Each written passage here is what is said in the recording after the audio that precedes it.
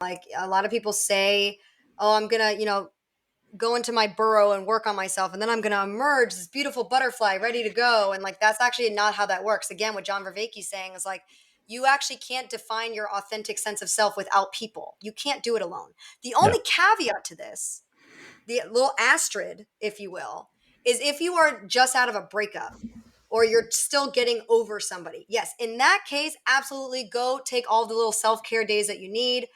That's where you can kind of, bunker down and, cry it out, feel out those feelings so that you can be ready, right? But for men that are ready, it goes back down to two things: skill set and mindset, right? So we can start with mindset. So mindset is physical, which is, your physical health as well as your nutrition. Then it's your mental health. Then it's your social, and then it's your spiritual, right? Those are kind of the four sects that they almost call like sharpening the saw. That's actually something I got from the sales company I worked for.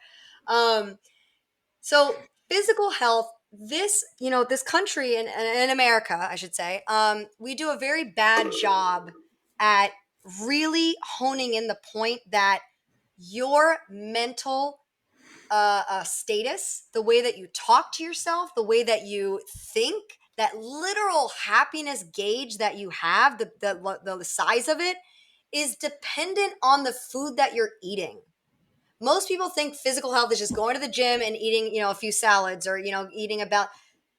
But if you are very cognizant about what you are putting into your body, your physical thoughts will start to change. So that's the first thing I get to people. If you are not actively working on not just going to the gym, because guys that also they'll do that too.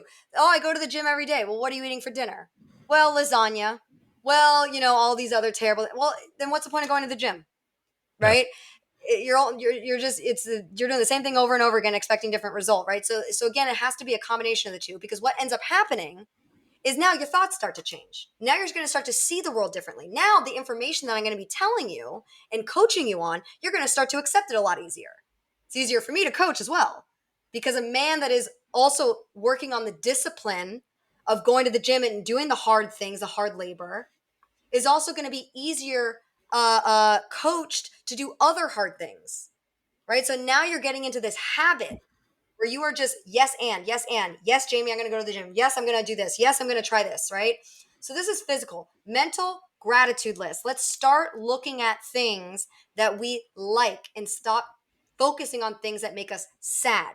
So I listen to this. I listen to a ton of podcasts, and one podcast that I love is This American Life. Shout out. There's one episode that came on during the pandemic, and it was about, I think, this guy where he realized that he was just constantly, and society will do this to you. They make you think, focus on things that aren't working for you. He's so tired of focusing on things that are wrong. What's wrong, right? Everything's wrong. Where he's realized he's so depressed that instead every day one day he just was like, you know what, I'm going to carry around a little notebook in his pocket, and he's just going to write down all the things that give him little joys. I think that's what he called it, little joys, where, I reached in my pocket and I had change in it. I, warm laundry coming out of the dryer.